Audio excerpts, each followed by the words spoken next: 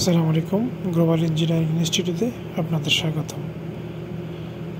আপনারা দেখছেন ৬০ ton cooling capacity একটি এয়ার কুলিং চিলারের কন্ট্রোল প্যানেল দেখছেন। আপনার এমসিবি ব্যবহার করেছি আপনার 200 অ্যাম্পিয়ারের, তারপরে কানেক্টর, তারপর প্রতি কম্প্রেসরের জন্য একটা একটা করে আপনার এমসিসি ব্রেকার ৬০ অ্যাম্পিয়ার করে। এটা আমরা স্টার্টালটা করেছি। আপনার 1 নম্বর কম্প্রেসর 37 অ্যাম্পিয়ার নিচে, 2 নম্বর কম্প্রেসর নিচে 51 অ্যাম্পিয়ার, কারণ একটাতে রেভিসিটা রিচার্জ বেশি করা হয়েছে আর একটাতে কম করা হয়েছে।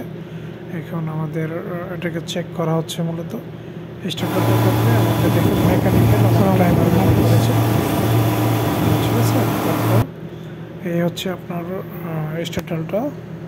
এখন দেখছেন মোটামুটি পানি ঠান্ডা আসছে, এই কারণে আপনার অ্যাম্পিয়ার নেমে আসছে। এই মুহূর্তে আপনাদের এটা অটোমেশন সিস্টেমে করা আছে, টাইমার, ফেস সিকোয়েন্স, তারপর সব ধরনের ডিভাইস যতগুলো প্রয়োজন এটা ব্যবহার করা হয়েছে। এটা মূলত টেম্পারেচারের সাথে সেটিং করা আছে, টেম্পারেচারের সাথে অন অফ হবে।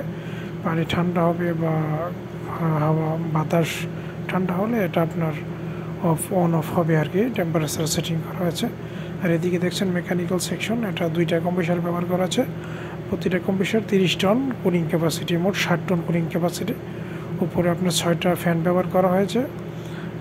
আপনার এই যে মেকানিক্যাল সেকশন, ঠিক আছে। ওইদিকে আপনার এভাবেটর, এখানে আপনার